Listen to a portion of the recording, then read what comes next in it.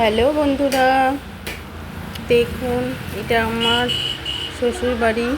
তো এই শ্বশুরবাড়িতে দেখুন একটা জবা ফুল গাছ আছে।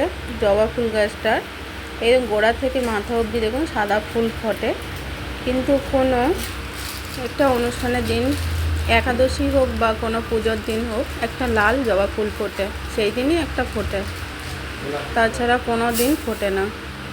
তো দেখুন এই জবা ফুলটি আপনাদের কেমন লাগছে।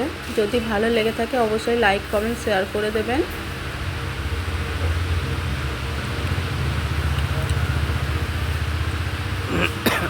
সত্যি পুজো অনেক দূরে, অত বড় সাদা গাছটা